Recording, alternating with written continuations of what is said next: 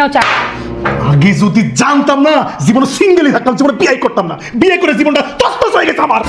আচ্ছা, তোমরা জামাইরা যে সবসময় আমাদের বউয়ের উপরে মিথ্যা অপবাদটা দেও, এই খুঁটাটা দেও যে আমাদেরকে বিয়ে করার পর তোমাদের জীবন তছনছ হয়ে গেছে। কেমনে তছনছ হয়েছে তোমাদের জীবন? হ্যাঁ, বিছানা থেকে উঠার আগে চা রেডি পাও, বাথরুম থেকে যখন বের হবা তার আগে কাপড় গুছা ইস্ত্রি করে রাখি, অফিস থেকে বাসায় আসার আগে খাবার রেডি করে রাখি, এসে খাও, তারপর বাড়িঘর সুন্দর করে পরিষ্কার করে রাখি যেন তোমার আসলে কোনো কষ্ট না হয়। বিছানায় যা যে ঘুমাও না, সে বিছানাটাও আমি ঝাড়ু দিয়ে রেডি করে রাখি। কেমনে তছনছ হয়েছে জীবন? হ্যাঁ, বাচ্চা পয়দা করছে, বাচ্চা লেগে জীবন আমার তছনছ হয়ে গেছে। সাতগেল কেউ কেউ কেউ বাচ্চা আমরা পয়দা করছি না? হ্যাঁ, আমরা করছি বাচ্চা নাও কেন? কাজে কি কবুল করার সাথে সাথে তোমার দুটা বাচ্চা ধরে দিছিল যে বাচ্চা নিয়ে যান, নেক্সট আসেন আরেকজন বাচ্চা নিয়ে যান। কি হয়েছে? বাচ্চা তো পয়দা করছো তোমরা, আবার বাচ্চার কথা মনে আসলো।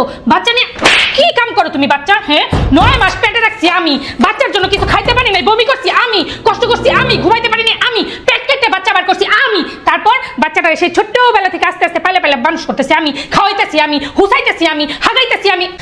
জামাই ঘর খায় কোনো কাম নাই না, খালি কথায় কথায় আমাকে খুঁটা দেস। এই আর খুঁটা দিবি কোনো দিন? না জান না, আমার দুইটা চোখ তুমি খুইলা দিছো শোনা। আমি আর জীবনও কমো না, মাফ করে দাও, তোমার আমি হ্যাপি। তোরা এই দুই চোখ খোলা রাখবি না, একটা কথা লোক চোখ বার করে এলাম। বউ ঘর খালি দোষ।